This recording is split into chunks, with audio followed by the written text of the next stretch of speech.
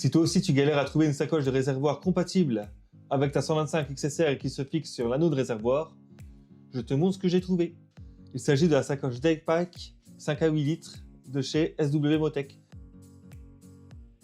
Alors pour information, je n'ai aucun lien commercial avec cette entreprise, j'ai juste galéré à trouver une sacoche et je voulais vous en faire profiter. Et je remercie d'ailleurs le forum 125 Attitudes de m'avoir aiguillé sur ce sujet. Alors maintenant, je vais vous montrer comment l'assembler. On va commencer par monter l'anneau de réservoir pro. Alors pour ce faire, il faut déjà retirer les 3 petites vis de l'anneau de réservoir de la Yamaha.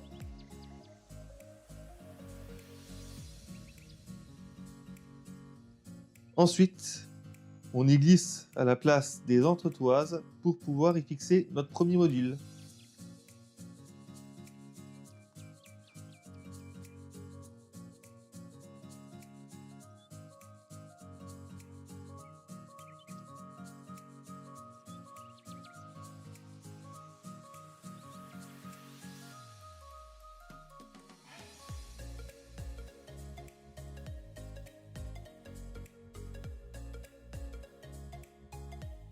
Une fois que le premier module est mis, il faut glisser le deuxième module, qui lui va servir à bloquer la sacoche.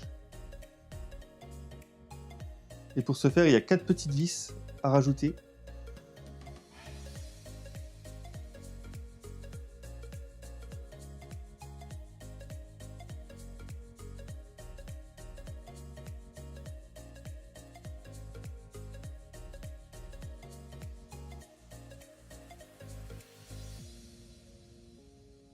Un quart de tour avant que ça ne casse, comme dit souvent le père. Et voilà, c'est fait, c'est costaud. Alors maintenant, on va passer à la sacoche, mais pour ce faire, on va se mettre au chaud. Alors une fois que l'anneau de réservoir est monté, on a toute une gamme de sacoches sur le site qui est disponible dessus et qui ont été validées pour la 125 XSR. Donc moi j'ai choisi ce modèle-là. C'est la modèle donc Deckpack 5 à 8 litres. Alors pourquoi 5 à 8 litres? Parce que là elle fait 5 litres. Et si on déplie cette petite fermeture, pardon, eh ben, on est censé gagner 3 litres supplémentaires.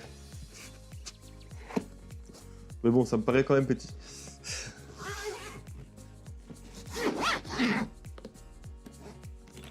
Donc, la sacoche, elle a été livrée dans une petite housse. Et dedans, il y avait une housse imperméable pour la sacoche, son bloc d'accroche et décroche, la visserie et une petite clé Allen. L'intérieur de la sacoche,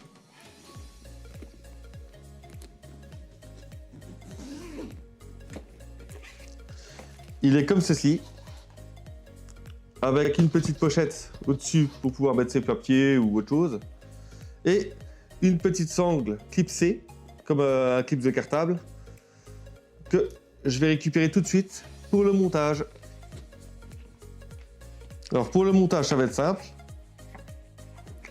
On prend notre bloc.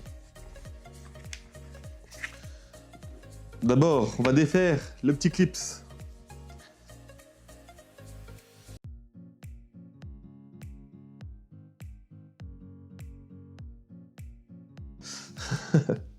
Voilà. On pose ça pour l'instant. Vous voyez, cette sangle, elle a un côté fin et un ourlet. Je vous montre là, peut-être qu'on le verra mieux. Et le but, c'est de simplement glisser la sangle dans le mécanisme qui est là. Tac, comme ça. L'ourlet vient se caler contre le petit mécanisme et quand on tire, tac, ça sert à déverrouiller le mécanisme qui se mettra sur l'anneau de réservoir. Donc une fois que la sangle est accrochée au bloc, il nous reste à mettre le petit clips, comme ceci.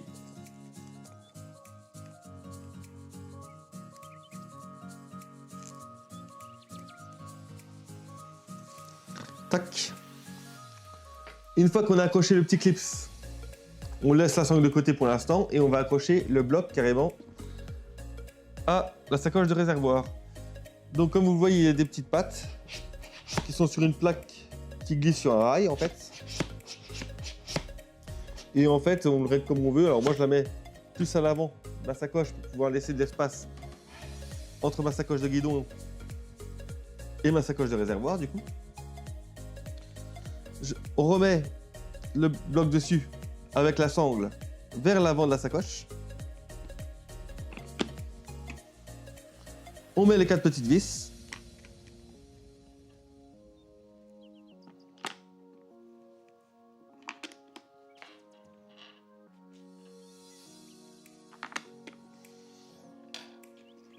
Tac.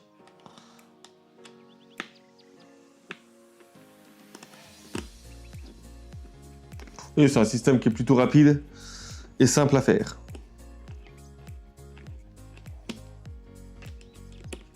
Et voilà, notre bloc est fixé à la sacoche. Il ne nous reste plus qu'à mettre cette petite sangle-là à l'intérieur de la sacoche. Et pour ce faire, on la passe par cet orifice.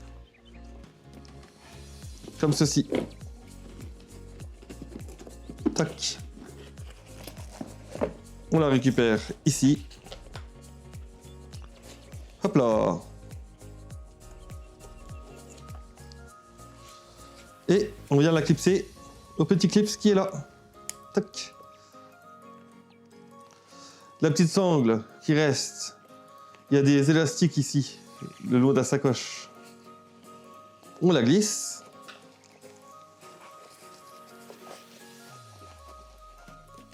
On peut régler la tension de la sangle, du mécanisme du coup, à l'intérieur. Ce qui fait... Tac, moi je la serre à fond parce que une fois qu'on a tiré dessus un petit peu, paf, ça nous laisse une petite boucle pour mettre le doigt. Ça me suffit largement. Le mécanisme est de plus en plus réactif. Enfin, est réactif du coup. Et c'est top. Maintenant, je vais vous montrer comment on la fixe au réservoir. Alors donc maintenant, pour la clipser, il suffit de la poser sur l'anneau. Alors, je suis débutant. Alors, normalement, ça devrait pas être trop compliqué. Voilà, c'est juste que j'avais mis dans le mauvais angle. Elle est mise. Vous voyez, ça va vraiment presque tout seul. Je dis presque parce que tu cherches un peu l'anneau. C'est parce que c'est le début. Et pour la récupérer, il suffit de tirer sur la petite sangle, normalement. Tac, vous avez entendu le petit cloc, et hop, c'est tout simple. Donc c'est pratique quand vous faites le plein, ch'touc, un petit machin. Vous refaites le plein, vous la remettez. Vous la remettez, mais... Voilà. Elle est mise, elle est mise. Alors l'intérêt, c'est que ça ne touche pas. Regardez, je passe pas ma main en dessous. Le réservoir. Et du coup, ça ne l'abîme pas. Je peux toujours ouvrir ma sacoche de guidon. Y accéder. La refermer. Remettre le couvercle, comme ceci. Hop. Et maintenant, je vais vous montrer un peu les accessoires. Alors pour les accessoires, moi j'ai acheté un kit anti-vol spécial pour la sacoche du coup, qui est composé d'un cadenas avec un petit cordon, de 2 goupilles, même s'il n'y en a qu'une qui va nous intéresser, et d'un espèce de porte-clés en fait qui va s'accrocher aux goupilles pour l'attraper plus facilement et puis peut-être pour la décorer, j'en sais rien. Du coup, pour installer la goupille, il faut qu'on perce dans la sacoche au niveau des mécanismes. Vous voyez, il y a un trou là. Et donc, il va falloir que je fasse un petit trou avec un forêt de 5,5 mm. Je vais quand même mettre une planche à découper en dessous parce que si jamais je me foire, je préfère que ça soit la planche à découper qui trinque que mon bar. Donc on va essayer.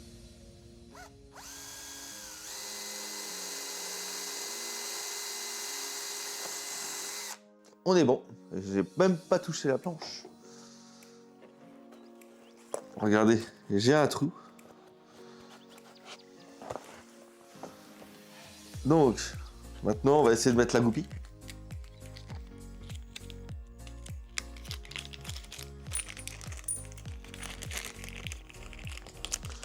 Est-ce que la petite suffira?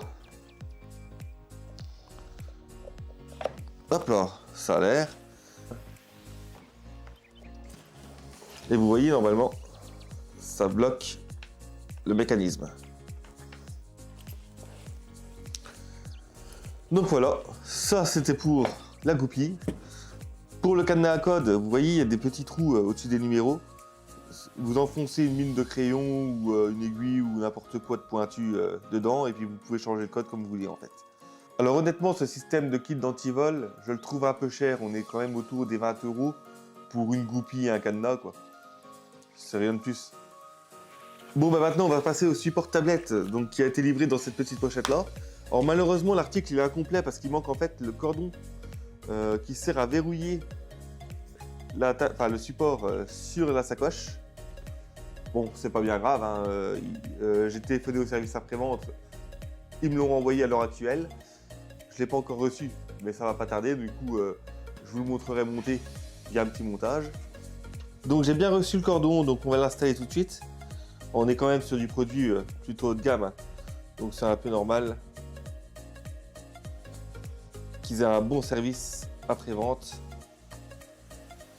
Vraiment, on n'a pas à s'en plaindre.